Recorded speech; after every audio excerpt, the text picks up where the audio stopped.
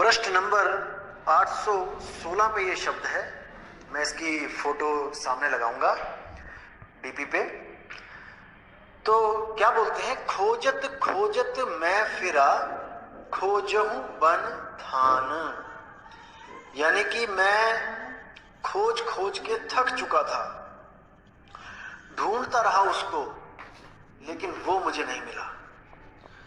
क्यों नहीं मिला? क्योंकि वो स्वयं से किसी को नहीं मिलता। जो आत्मा है वो स्वयं से कभी किसी को नहीं मिलती। उस आत्मा का भेद केवल और केवल परमात्मा द्वारा दिया जाता है, और वो परमात्मा एक मनुष्य रूप में आकर हमें ज्ञान देता है, हमें भेद बताता है आत्मा का। दोस्तों, इसको समझना पड़ेगा आपको कि आत्मा और परमात्मा में क्या भेद है, तभी बात बनेगी। जैसे बाबा नानक को बेई नदी पर जो अकाल पुरुष मिले थे, अब सोचने वाली बात है कि परमात्मा का कोई शरीर नहीं है, कोई आदमी या औरत नहीं है, लेकिन फिर भी हम उसको अकाल के साथ पुरुष क्यों बोलते हैं? क्योंकि वो परमात्मा जब भी इस दुनिया में आता है तो एक इंसान के रूप में आता है, एक गुरु के रूप में आता है।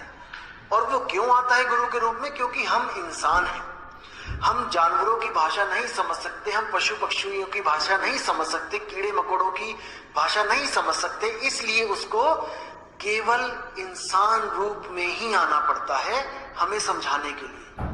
अगर वो कुत्ता बिल्ली बकरा चींटी मच्छर बन के आएगा, हमारे कान में घू घू भी करेगा सारी रात, तब भी हम नहीं समझ पाएंगे वो कहना क्या चाह रहा है। इसलिए वो एक पुरुष रूप में आता है और हमें समझा के वापस चला जाता है। वापस चला जाता का मतलब ये नहीं है कि वो कहीं किसी लोक में चला जाता है, क्योंकि उसका आना जाना कोई हमारे आने जाने जैसा नहीं होता है, वो गुप्त और प्रकट होता है। तो साहिब कहते हैं, साहिब कबीर का सब घट वासा और गुप्त प्रगट कुछ अजब तमाशा होता है। तो साहिब कहते हैं, साहिब कबीर का सब घट वासा और गुप्त प्रगट कुछ अजब तमाशा। जहां संत प्रगट तहां भयहूं और जहां असंत गुप्त वहां रहे।